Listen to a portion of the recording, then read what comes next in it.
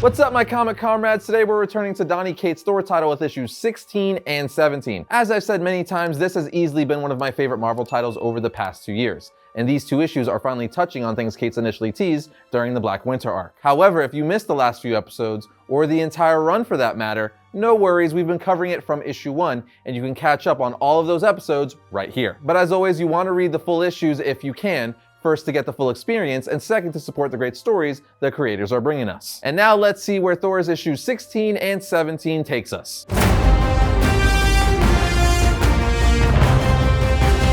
The issue starts off with caption saying, "The nightmare is unending," as we see Thanos stand over Thor holding Mjolnir imbued with the Infinity Stones. As well as seemingly wearing his son's death gauntlet of sorts, we see the bodies of fallen heroes around them like Blade, Spider-Man, Captain America, Iron Man, and so on. Thanos then tells Thor, "This is over, Asgardian. You fought well. You will dine in your Valhalla tonight. I will make sure of it. All you must do is fall." But Thor just looks up at Thanos saying, "Nay." So Thanos whacks Thor across the face with the Infinity Hammer. A bloody Thor, while on the ground, just coughs and says, "Please, please, do not do this. There must be another." But before Thor could say "way," Thanos crushes Thor's head like a watermelon with his foot saying, You are the mighty king of Asgard. Kings do not beg." As blood splashes on his face. Yeah, I know, that's one hell of a way to start off the issue. But it also harkens back to issue 5 of this series where Donny Cates teased this version of Thanos. And now we're getting our second tease, so he hasn't forgotten. Anyway, we see that this is just a dream that Thor keeps constantly having as we're brought back to present day in New York City, where he's telling Jane Foster about this dream. She's all like, "Man, that is brutal. And you have this nightmare every night?" He responds, "I don't sleep every night, but yes, Jane, when I do." Jane asks, "You looked into the storm and you saw a vision, a prophecy of how you're going to die?" Thor tells her, "Not just any storm, Jane, the Black Winter, an all-encompassing force of primordial death. To gaze into its eyes is to see the ultimate and final truth. I looked against my better instinct." She then says, "And you saw Thanos, risen from the dead, wielding Mjolnir with Infinity Stones attached to it, leading an army of the dead?" She then says, "So wait, hold on. You saw a vision of Thanos wielding Mjolnir, and then out of the blue its enchantment stopped working, and anyone can pick it up? So you thought the best course of action was to give it away and just leave it somewhere where literally anyone can just come pick it up? Because if you don't remember, he left it in the hands of Captain America in the previous issue." Thor then just looks at her like, yeah, maybe that wasn't the best idea. Anyway, right after that, Thor gets easily distracted by a hot dog stand and grabs some lunch. But while he's eating and talking to Jane, they hear someone scream out for help. So Jane says to Thor, "Pull your ponytail down, De Niro. It's time to suit up," as she goes Valkyrie mode. We then see on the next page that the Wrecking Crew is robbing a bank, which is what's causing all the commotion. So Jane, aka Valkyrie, picks up a car and chucks it at them. And she proceeds to wreck shop on the Wrecking Crew with the eventual assistance of Thor. It ends with 2 members of the Wrecking Crew being like, "Forget it," and running away. After they stop the robbery, Jane is like, "Okay, so anyway, what's your deal? What's going on?" Thor asks, "What do you mean? I merely came here to talk to an old friend." She replies, "That's what I mean. You came here to talk." The Thor I know doesn't talk about his problems. He doesn't run from them. He doesn't hide. That vision thing, the nightmares, Thanos, the Black Winter, Blake, I know it's been a lot for you,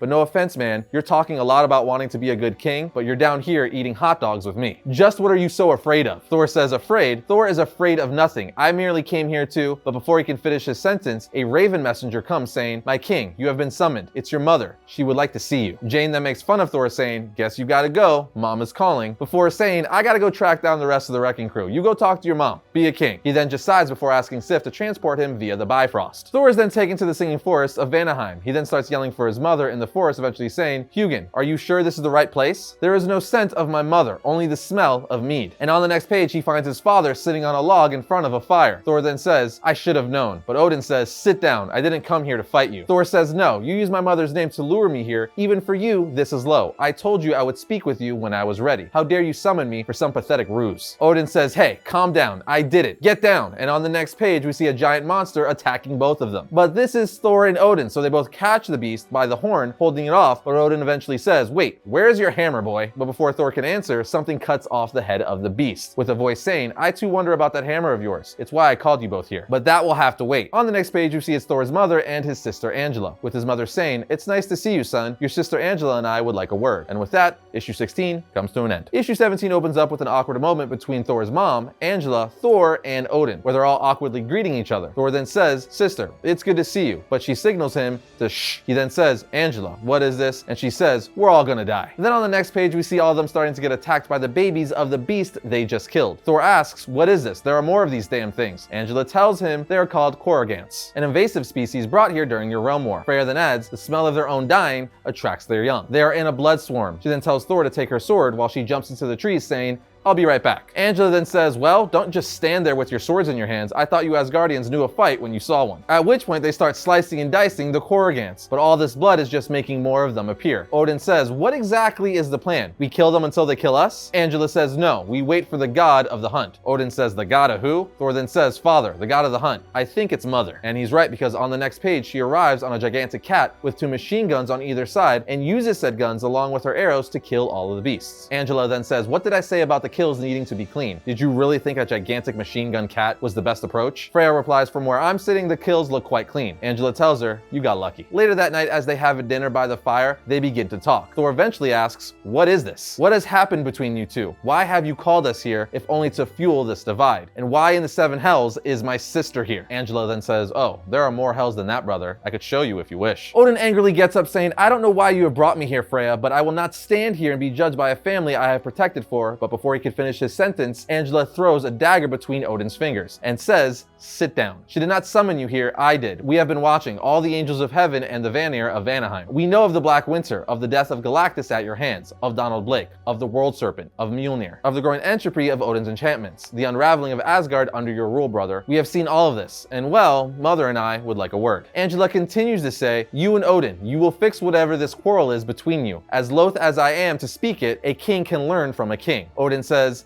finally, something we can agree on. Angela says, I'm not done. A son can learn from a father, and a father from a son. A house divided cannot stand. This kingdom of yours is on the brink, and I have no interest in cleaning it up. Thor says, my affairs are broken because of you, old man, lest you forget. Angela tells him, enough. Perhaps you do not understand me. If you cannot clean up your kingdom, I will take it from you. This is your last warning. Thor asks, is that a threat, sister? She looks up at him saying, do not forget the hierarchy of your throne, little brother. I do not want it, but by blood and by right, the throne of Asgard is mine, and I will take it if it prevents you from destroying everything in your arrogant path. Thor's eyes just flash with lightning and says, now that I would like to see. Thor's mother then breaks things up saying, Angela, you talk to Odin and I'll talk to Thor. We then see that Angela takes Odin to a fight in a gladiator-style arena as he says to himself, I should have never had a daughter. Meanwhile, Thor speaks to his mother where she ultimately asks, what is wrong with you, my son? Your reign as king, it has been... He then interrupts her saying, I have heard. The black rain of the Thunder King. I have heard it all. She asks, but why? Why have you been so cold? It is unlike you, son. You need not be like your father to be king. You could forge your own way. He tells her, it is not that. She asks, then what? He just looks at her before saying, because I have no heir. And I never will. I do the things that I have to, that I will do to ensure the safety of Asgard for all time, because I will be its last and final king. She then laughs and smiles, saying, Thor, of course you could have an heir, as many as you like. He tells her, no, I will not raise a child to inherit this cursed throne. Not after what I've seen, not after Thanos. She tells Thor, son, I don't understand. Please trust an old god. Things are not as dire as they seem. They never are. How many times has the world ended? And how many times have we built it back together? Whatever it is, we will face it together. Everything will be okay, as she hugs her son. The moment is suddenly interrupted as he gets a call on his phone from the Avengers. When he picks up, it's Captain America who says, Thor, listen up. This is important. It's gone, Thor. Mjolnir. It's been stolen. And just like that, issue 17 comes to an end. Talk about a cliffhanger. I'm so curious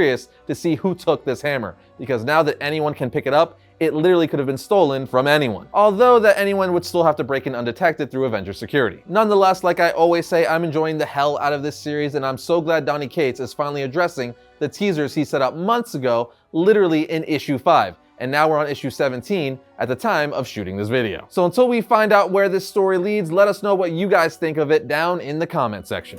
And that's gonna bring today's episode of Variant to a close, but if you like today's video, be sure to check out this one right here. And if you like all of our videos, comment, like, and subscribe. It always helps the channel out. But other than that, I'll see you guys next time. Let's talk about all things comics.